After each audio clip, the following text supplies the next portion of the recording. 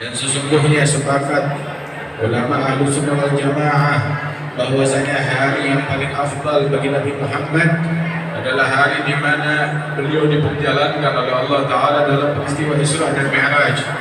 Adapun hari yang paling afdal bagi umat Nabi Muhammad adalah hari kelahirannya Rasulullah Sallallahu Alaihi Wasallam.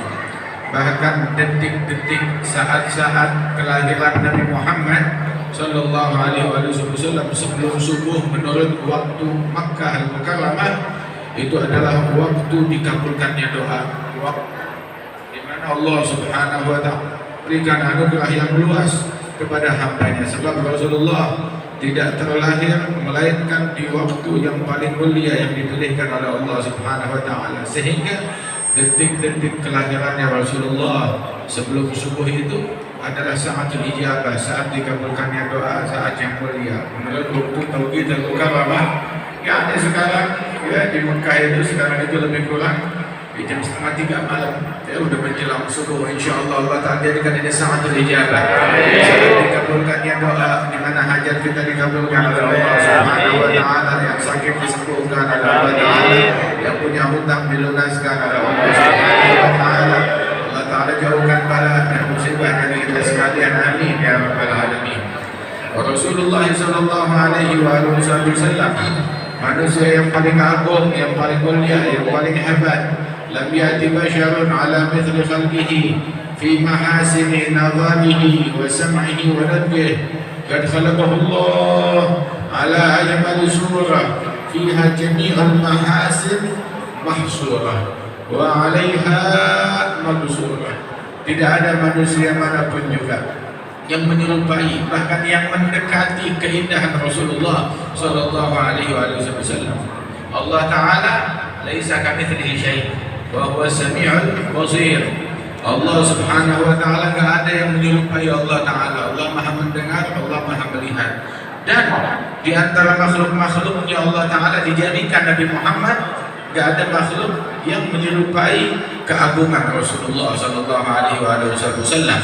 Di dalam derajatnya, di dalam posisinya dicintai oleh Allah Subhanahu Wa Ta'ala, di dalam fisiknya, di dalam tubuhnya, sehingga apabila Sayyidina Yusuf diberikan nisfal jamal, setengah keindahan diberikan untuk Nabi Yusuf.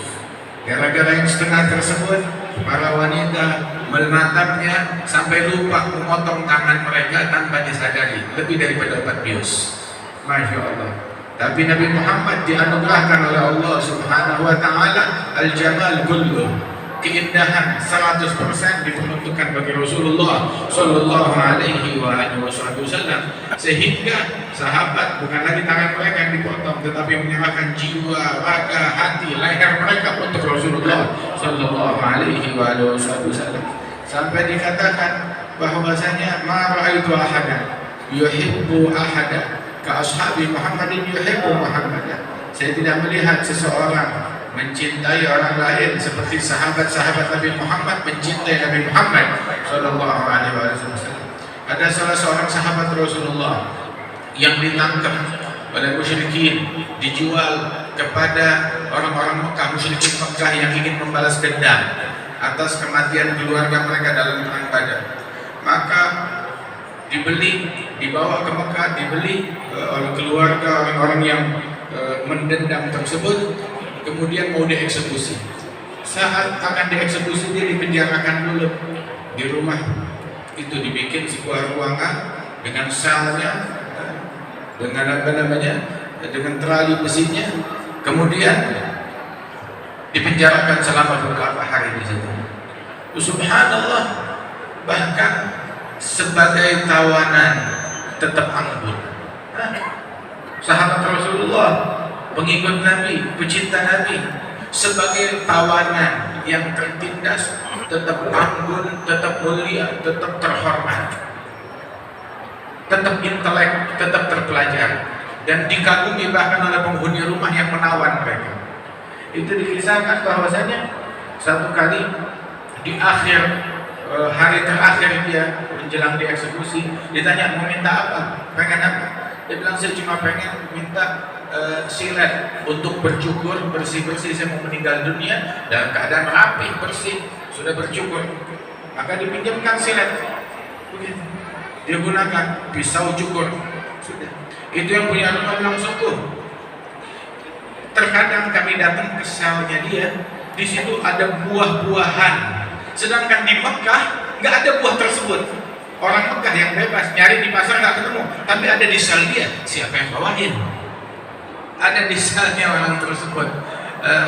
Ini mukjizat atau karamat yang Allah Ta'ala berikan kepada Sayyidatuna Maryam, diberikan kepada salah seorang umatnya Nabi Muhammad. Anna laki hadha qalat huwa min indillah innallaha yarzuqu man yasha'u bighairi hisab. Allah memberikan anugerah tanpa dihisab. Oh, ini rezeki dari Allah Ta'ala diberikan kepada umatnya Nabi Muhammad. Di penjara, di sel, di Mekah seluruhnya nggak ada, di lembah tersebut nggak ada buah-buahan, tapi ada di rumahnya, di dalam selnya dia makanan tersebut. Sampai heran yang punya rumah, dipinjamkan pisau cukur. Tahu-tahu yang punya rumah ini, rupanya dia ada bayi, ada anak kecil, menangis, mencari ibunya. Orang rumah lagi pada lalai semuanya. Alhasil itu anak mendekat sampai ke sel depan teralis, kemudian karena dia menangis dibawa, dimasukkan, karena dia kecil bisa dimasukkan melalui tempat yang terbuka daripada sel tersebut, masuk ke dalam sel, dia menangis, maka dipegang oleh sahabat itu. Apa yang dilakukan? Dipegang, kemudian ditenangkan sampai hilang nangisnya. Sampai tidur lagi di pangkuan itu sahabat. Ini sahabat lagi bercukur dengan pisau cukur. Gak tahu dia si ibu, dia nyari mana anak saya, mana anak saya. Lari ke sel, gak tahu lihat anaknya lagi tidur di pangkuan sahabat Rasulullah, dan sahabat Rasulullah lagi megang pisau cukur, lagi bercukur. Si ibu hampir menjerit, ditenangkan, jangan menjerit, ini anak udah tidur, jangan menjerit. Bilang inna ashab Muhammad la naghdir. Kita ini adalah sahabat-sahabat Nabi Muhammad. Kita tidak bermain licik, kita nggak main curang, kita tidak bermain tipu daya atau menyandera atau ini bukan kerjaannya Nabi Muhammad. Kita sahabat Nabi nggak dididik untuk semacam ini. Subhanallah. Ini anakmu tadi dia menangis, begitu saya tenangkan, dia berhenti nangis, dia tidur. Nah ini sekarang saya kembalikan. Nggak ada terpikir di benaknya saya mau sandera ini anak demi kebebasan saya, nggak ada. Padahal musyrikin yang akan mengeksekusi dia sebentar lagi. Subhanallah. Apa mereka sahabat Nabi nggak ngerti yang namanya jihad? Nggak mengerti yang namanya peperangan, nggak mengerti yang namanya jihad. Mereka orang yang paling mengerti. Setelah mereka belajar jihad bukan dari teroris. Teroris nggak punya agama. Mereka belajar jihad dari Nabi Muhammad SAW. Mereka belajar jihad bukan dari iblis. Belajar jihad bukan dari syaitan. Belajar jihad bukan dari penjahat perang. Mereka belajar jihad dari Nabi Muhammad SAW yang mendidik inna ashab Muhammad. Kami ini semuanya sahabat-sahabat Nabi Muhammad. La naghdir. Kita tidak mengingkari kesepakatan. Kita tidak menyandera, kita tidak mengganggu anak-anak kecil. Bahkan itu anak ibunya mau menjerit, dia suruh dia jangan menjerit, nanti anaknya bangun. Nanti anaknya terbangun, dikembalikan tuh anak dalam keadaan tidur tenang di pangkuan tawanan yang dipenjara di rumah mereka. Subhanallah. Kemudian datanglah hari eksekusi. Saat dia dieksekusi, ditanya mau apa lagi sekarang? Dia di atas tempat eksekusi. Nah, saya cuma minta satu aja. Saya mau sholat 2 rakaat. Dia sholat 2 rakaat. Sebab yang paling lezat bagi dia adalah sholat. Sehingga dia mau berpisah dari dunia ini setelah dia menikmati hidangan yang paling lezat dari dunia ini. Dia sholat. Itu kaum musyrikin yang ada di situ mengagumi sholatnya dia. Sebab kemudian setelahnya mereka masuk Islam. Orang-orang tersebut mengagumi sholatnya, juga berkata kami tidak melihat seseorang sholat sedemikian indahnya dan sedemikian mengesankan seperti orang ini yang akan dieksekusi. Begitu dia salam dari sholatnya, dia berkata, kalau saya tidak khawatir kalian akan berpikir kalau saya takut hingga saya panjangin sholatnya, niscaya bakal saya panjangin sholatnya. Lezatnya itu sholat. saking ledatnya sholat tersebut. Subhanallah. Tapi saya khawatir kalian berpikir saya penakut. Ini sekarang sudah diringkaskan sholat, ayo apa yang mau dibikin buat. Diikat kemudian mulai dimutilasi. Kupingnya, pipinya ditusuk, darah mengalir, dipotong-potong bagian tubuhnya sedikit demi sedikit. Itu setiap kali disiksa ditanya. Di situ ada Abu Sufyan, ada orang yang lain. Mereka bertanya, apakah kamu rela Muhammad menggantikan engkau di sini kami siksa, sedangkan kamu balik ke Madinah dalam keadaan sehat, afiat, bersama anak istrimu kamu baik-baik saja?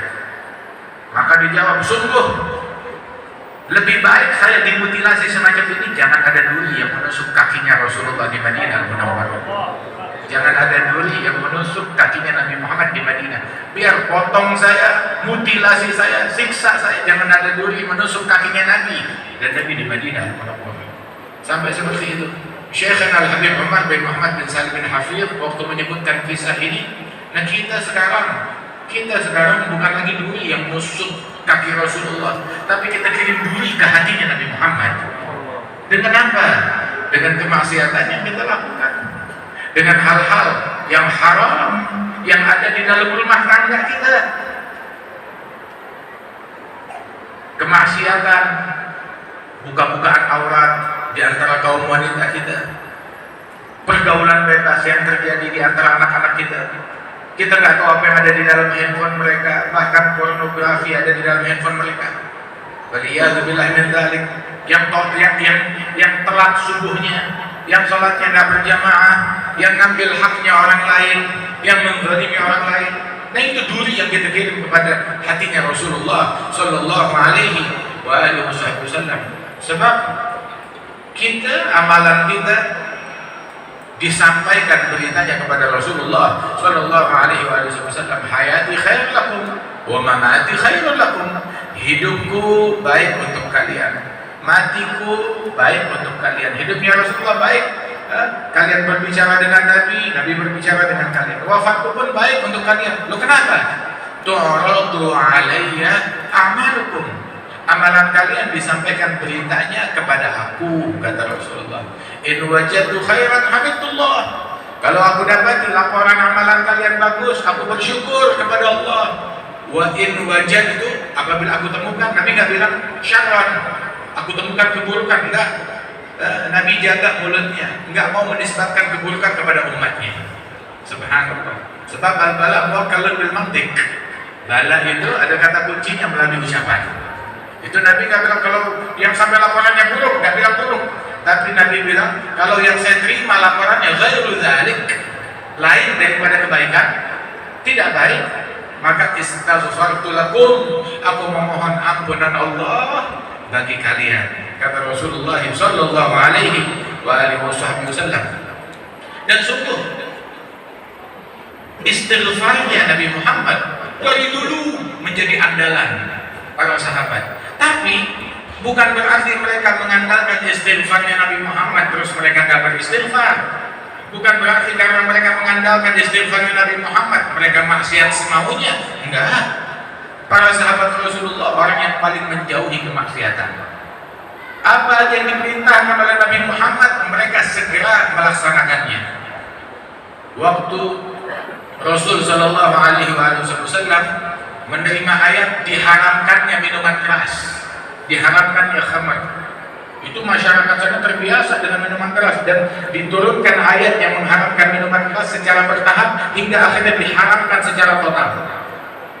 Maka begitu datang perintah tersebut, itu para sahabat yang menyimpan minuman keras, membuat minuman keras, itu mereka langsung tuang minuman keras tersebut, dituang sampai jalanan tuh di kota Madinah banjir sama minuman keras. Subhanallah.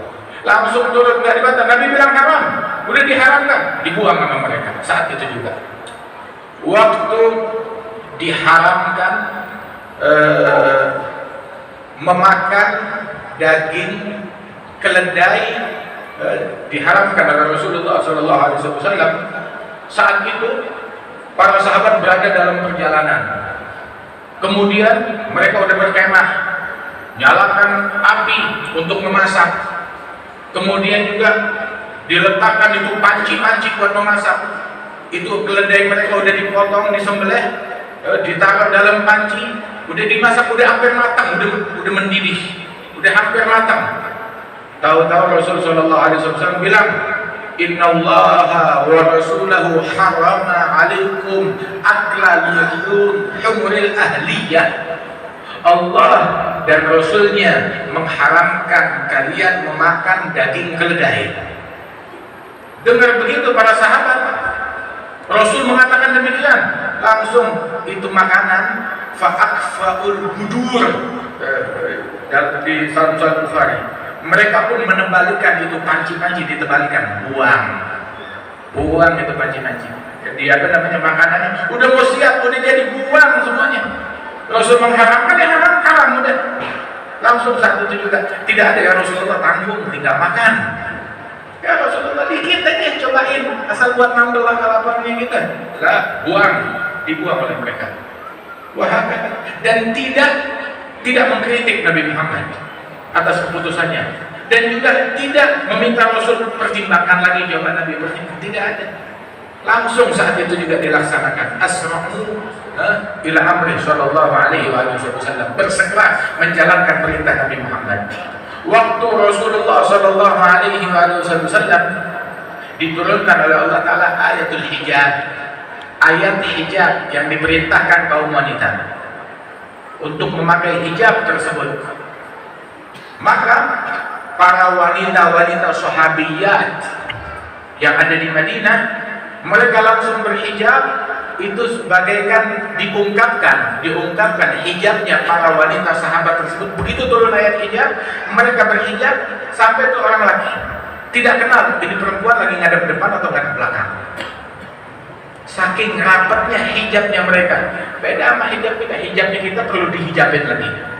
Kan hijab buat nutupin hiasan kaum wanita, buat nutupin auratnya kaum wanita. Nah, bagaimana kalau hijabnya adalah hiasan? Jadi hijabnya perlu dihijab lagi. Sayyidatuna Rabi al-Adawiyah, beliau bilang istighfaruna yahtaj ila istighfar, taubatuna tahtaj ila taubah. Istighfarnya kita perlu jadi istighfarnya kita abal-abal, dan kita perlu beristighfar kepada Allah atas istighfar palsu kita. Taubatnya kita perlu ditaubatin lagi. Kenapa sebab taubatnya kita abal-abal, taubatnya kita perlu ditaubatin lagi.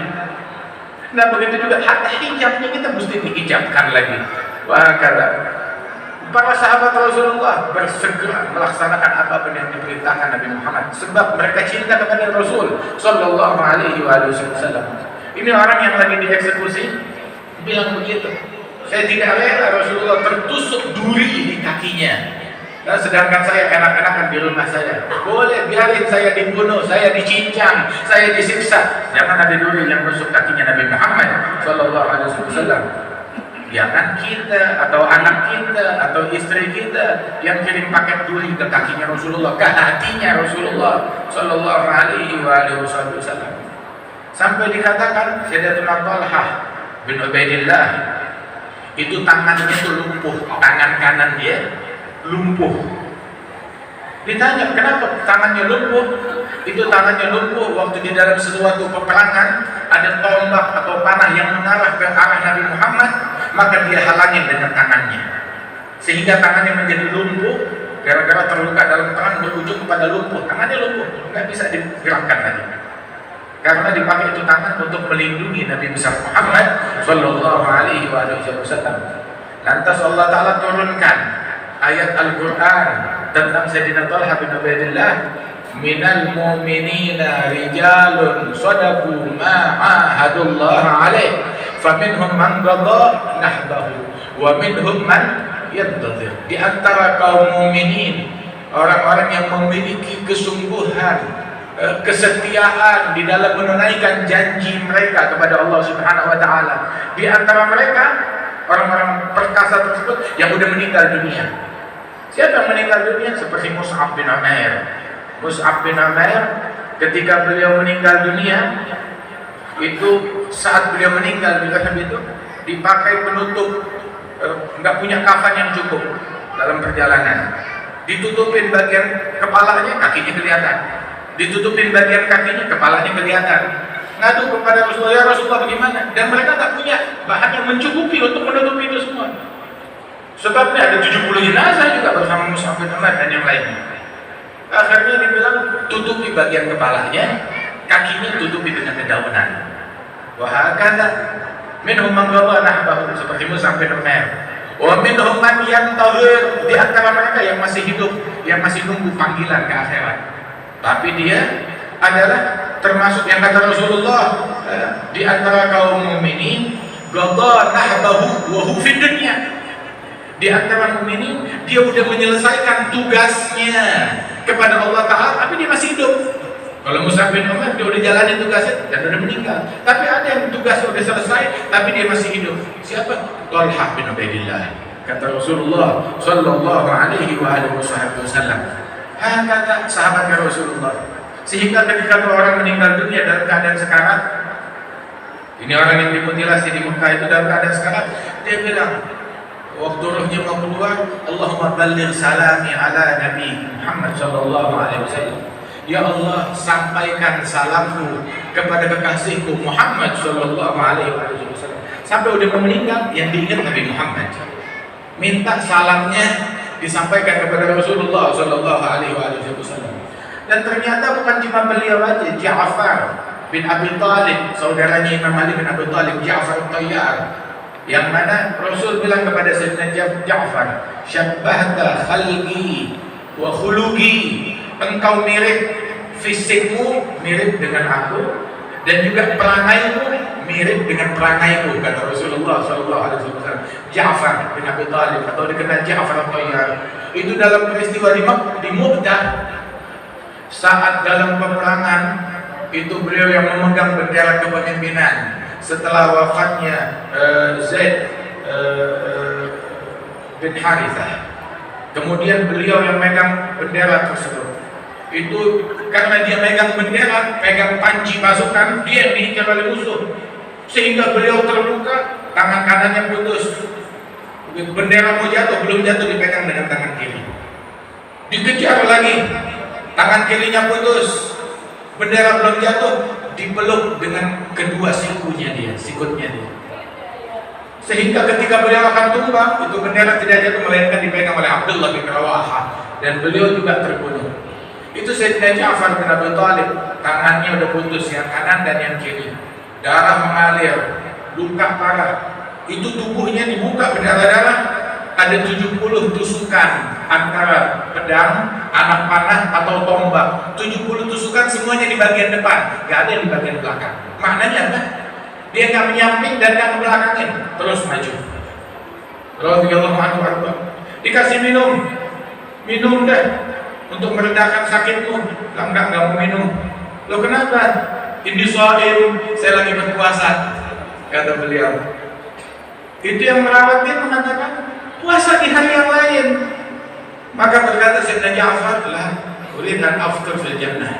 Saya mau buka puasanya di surga, nggak mau di sini. Betul, nggak tenggelam matahari di hari tersebut, melainkan beliau meninggal dunia. Sebelum meninggal rohnya dibawa, dia mau kirim salam kepada Rasulullah. Begitu meninggal rohnya dibawa sama malaikat, nggak mau dibawa ke surga. Ntar dulu, masih ada urusan apa? Mampir ke Madinah. Ada apa di Madinah? Nabi lagi duduk bersama sahabat, terus Nabi berkata, al-an ustushhid Zaid bin Harithah. Sekarang Zaid bin Harithah terbunuh dan bendera dipegang oleh Ja'far. Terus enggak lama, sekarang Ja'far tumbang, bendera dipegang oleh Abdullah bin Rawahah. Terus Rasulullah lagi duduk sama sahabat. Istilahnya itu memberitakan berita live tentang kejadian peperangan tersebut. Maka tahu-tahu Rasulullah berkata, "Alaikassalam ya Ja'far." Sekarang Ja'far meninggal dunia. Begitu. Terus kenapa gua bilang waalaikumsalam wahai Ja'far? Menjawab salamnya Ja'far. Dan sekarang ini rohnya diantar oleh malaikat-malaikat yang membawa dia. Dan Allah Ta'ala gantikan tangannya yang putus dengan sayap. Dia berterbangan di surganya Allah Subhanahu wa Ta'ala. Rupanya dia mau mampir dulu ke Madinah, mau ngasih salam dulu kepada Rasulullah. Surga ntar belakangan, ada yang lebih nikmat dari surga. Kenapa? Mau ngasih salam kepada Nabi Muhammad sallallahu alaihi wasallam. begitu ngasih salam sama seperti kita tadi itu Muhammadan ngasih salam kepada Rasul Shallallahu Alaihi Wasallam. Untung zaman Nabi itu nggak ada orang yang mulut diusir ada di situ. Kalau nggak dibilang Ja'far syirik, Ja'far bid'ah, dia memberi salam kepada Rasulullah Shallallahu Alaihi Wasallam. Buat sahabat nikmat memberi salam kepada Nabi lebih daripada nikmat surga. Buat sahabat nikmat menatap wajah Nabi Muhammad lebih daripada nikmat surga. Bahkan kenikmatan surga yang hakiki adalah saat dekat dengan Rasulullah Shallallahu Alaihi Wasallam. Wahakala para sahabat Rasul Shallallahu Alaihi Wasallam. Sayyidina Umar bin Khattab, beliau ngirim pasukan di dalam sebuah jihad dan peperangan. Itu saat pasukan dipimpin, nama pasukannya itu kepalanya namanya Sariyah. Sariyah itu beliau yang menjadi panglima daripada pasukan tersebut. Saat di dalam peperangan rupanya musuh menyerbu mereka dari balik gunung, melakukan siasat mengejutkan dari balik gunung, dan muslimin tidak menyadari kalau musuhnya itu bakal nyerang dari balik gunung. Jadi pasukan ngadep ke arah lain, pasukannya muslimin, sedangkan musuh orang-orang kafir menyerbu mereka dari belakang, mereka tidak menyadari akan dikejutkan dari belakang oleh musuh. Maka Rasulullah Sayyidina Umar bin Khattab Amirul Mukminin setelah wafatnya Nabi menjerit beliau di Madinah, dan ini di Syam sana. Sayyidina Umar berkata, ya Sariyah al-Jabal, ya Sariyah al-Jabal, ya Sariyah al-Jabal. Dia panggil petugasnya, panglimanya, wahai Sariyah, gunung, dari arah gunung, musuh datang dari arah gunung. Didengar oleh Sariyah dan para pasukan yang lain, nengok ke arah gunung. Begitu diselidikin, betul rupanya pasukan udah siap menyergap mereka dari balik gunung. Sehingga karena sudah mereka antisipasi, muslimin pun meraih kemenangan. Pulang ke Madinah Al-Munawwarah, mereka cerita hal tersebut kepada Sayyidina Umar bin Khattab radhiyallahu anhu warḍah. Hampir saja kami kalah dan digempur oleh musuh.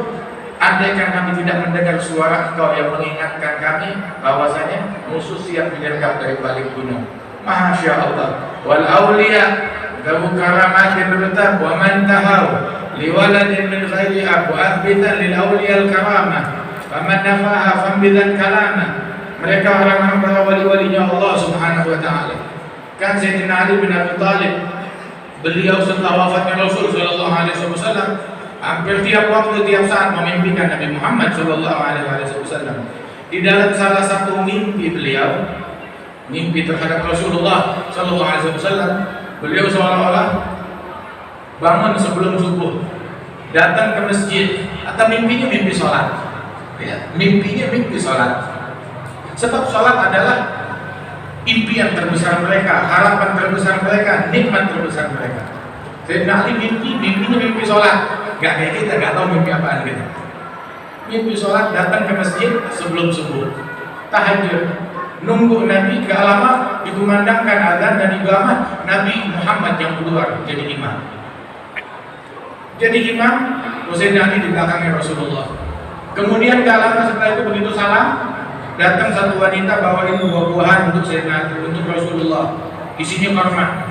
Maka dimakan kurma tersebut oleh Nabi, diambil kurma beberapa butir, dikasih, disuapkan Sayyidina Ali bin Abi Thalib, disuapkan satu butir kurma, makan. Udah gitu diambil lagi, udah selesai, habis yang di mulut, ambil lagi satu, suapan kedua, disuapin 2 kali. Udah gitu diambil suapan ketiga untuk Sayyidina Ali bin Abi Thalib, disuapkan oleh Rasulullah, nih makan suapan ketiga. Udah gitu terbangun Sayyidina Ali bin Abi Thalib, bangun sebelum subuh, tahajud, itu mimpi berkesan. Datang ke masjid sebelum subuh, mau sholat subuh di masjid, begitu azan, begitu pas iqamah, itu zaman Khalifah Sayyidina Umar Ibn Khattab, beliau yang jadi imam sholat.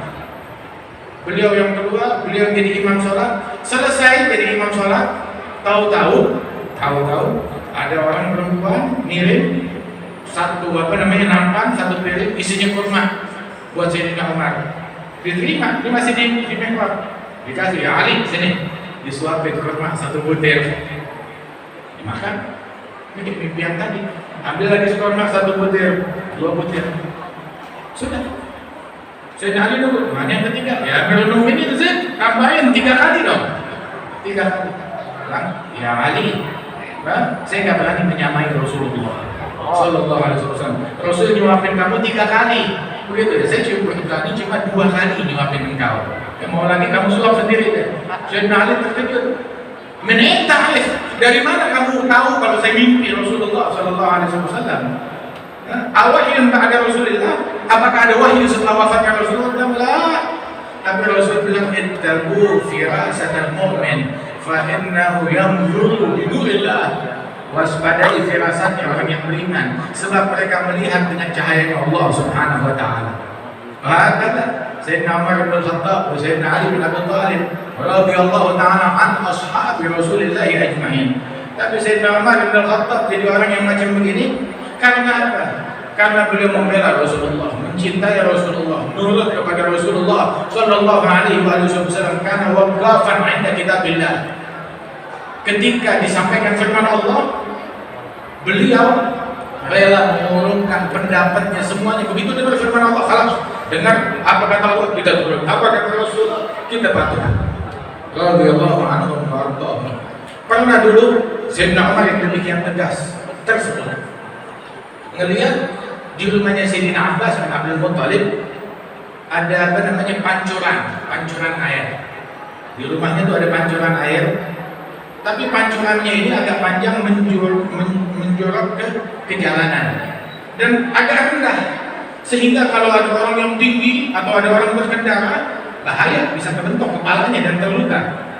Maka Sayyidina Umar melihat begini, nggak peduli, beliau Amirul Mukminin. Ini rumah siapa? Rumahnya Abbas. Ini mengganggu. Kalau ada orang yang tinggi atau berkendara bisa terluka kepala mereka, sebab ini menjorok ke jalanan pancurannya. Dicabut oleh Sayyidina Umar, dicabut. Gak lama udah kelar dicabut, tahu-tahu Sayyidina Abbas datang. Nah Abbas, ini kerjaan kamu, rumah kamu, pancuran itu? Iya. Dan cuma ya Amirul Mukminin satu hal, yang masang pancuran itu bukan saya. Siapa? Rasulullah yang masang di situ. Dengar begitu takut Sayyidina Umar. Dulu Rasulullah waktu hidup dia yang masang di situ. Dia mengizinkan, dia yang masang. Maka Sayyidina Umar bilang, ini pancurannya kamu, gitu. Kamu pasang sendiri, tapi bukan naik tangga.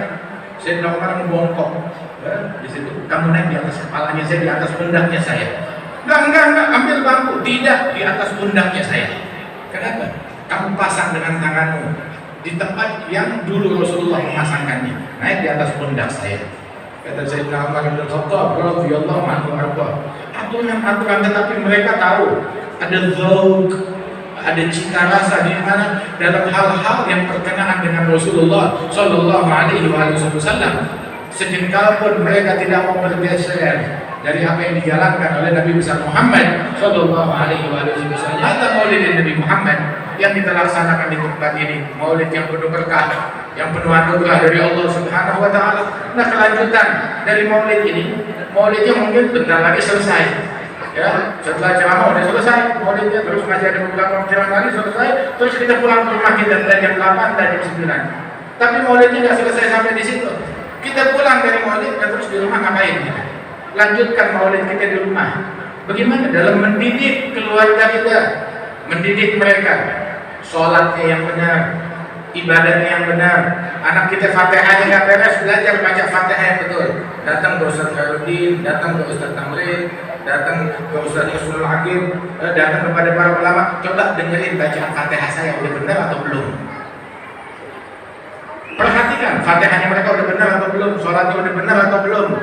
Orang perempuan sholat, akan tetapi keluar selembar rambut dari apa namanya nusuk dari mukena dia, nggak sah, batal. 10 tahun sholatnya kayak begitu, 10 tahun sholatnya batal. Na'udzubillah min dzalik. Belajar, maulid belum kelar, pulang ke rumah kita cek ada hal yang dibenci oleh Nabi Muhammad, singkirkan duri-duri yang ada di rumah kita yang berpotensi menusuk hatinya Rasulullah. Singkirkan tuh duri-duri yang ada di dalam handphone kita, handphone anak kita. Singkirkan duri-duri ya, dari pakaian yang bejat, yang buruk, yang dipakai keluar oleh kaum wanita. Kita mikirin, jangan dipakai lagi. Orang dewasa pakai baju bayi, nggak masuk akal. Itu entah akalnya kemana, dibodohin. Oh, ini namanya emansipasi, ini namanya hak wanita, ini mengangkat derajat kaum wanita. Mengangkat derajat kaum wanita ke surga, kalau ke neraka itu namanya menjatuhkan derajat kaum wanita. orang-orang bejat di barat sana, orang-orang yang gagal dalam dunia, di dalam moral pun juga mereka gagal. Cuma mereka nggak mau gagal sendirian, ngajak pemuda-pemudi muslimin untuk turut gagal seperti mereka. Kalau kita ikutin mereka, kita gagal. Tapi kalau kita ikutin Nabi Muhammad, kita dapat hidayah, kita menang, kita bakal sukses dunia dan akhirat. Allah berfirman, wa in tuti'uhu tahtadu, kalau kalian mentaati Rasulullah, kalian bakal mendapatkan hidayah dari Allah Ta'ala. Mudah-mudahan Allah Ta'ala berikan hidayah kepada kita, Allah Ta'ala berikan hidayah kepada anak istri kita, Allah Ta'ala berikan hidayah kepada suami kita, Allah Ta'ala berikan hidayah kepada lingkungan kita, Allah Ta'ala berikan hidayah kepada famili dan kerabat kita, dan guru-guru kita, para ulama, para kiai, para habaib, para asatidzah, dan juga para pengurus masjid. Dari Masjid Al-Ikhlas ini diberikan keberkahan oleh Allah Ta'ala. Masjid berkah. Dulu kalau saya nggak hadir maulid di sini, kita nggak bangun di belakang. Tapi berkat hadir maulid sini, itu berawal tuh Fatihah di Al-Fakhriyah masih tanah doang. Ya, itu setelah maulid 12 Rabiul Awal di sini. Berapa puluh tahun yang lalu itu? 30 tahun yang lalu. 30 tahun yang lalu. Masya Allah, tahun 89 kalau nggak salah, atau tahun 90. Masya Allah, maulid di sini 12 Rabiul Awal. Udah gitu dari sini ke tanah sana ke belakang. Subhanallah, Haji Muhammad Suala yang bawa, ada Lurah Hadum juga, Masya Allah, ada Ustaz Najib juga, Masya Allah, Walidah Haji Amin juga ada, Masya Allah. Orang-orang solihin dulu banyak di kampung ini. Fatihah di situ, doa di situ, Subhanallah. Nah itu adalah buah dari pohon yang tumbuh di masjid ini, Masya Allah. Mudah-mudahan Allah Subhanahu wa Ta'ala angkat derajat para pendahulu kita, angkat derajat mereka, dilapangkan kuburan mereka. Allah Ta'ala angkat derajat para guru-guru kita yang menjadi sebab atas dapatnya hidayah bagi kita dari Allah Subhanahu wa Ta'ala. Dan juga Kiai Syukur Ya'qub diberikan kesehatan, panjang umur, afiat. Amin ya rabbal alamin. Allahumma ja'al jam'ana hadza jam'an marhuma, tafarraqana min ba'dihi tafarruqan ma'suma. La taj'al fina wa la minna wa la ma'ana syaqiyyan wa la mahruman, ihdina bihudaka, ij'alna mimman yusari' fi ridhak, wa la tuwallina waliyan siwak, wa la taj'alna mimman khalafa amraka wa 'asak, bi rahmatika ya arhamar rahimin. Sallallahu ala sayyidina Muhammadin an-nabiyil ummi wa ala alihi wasallam. Wa akhiru da'wana alhamdulillahi rabbil alamin. Assalamualaikum warahmatullahi wabarakatuh.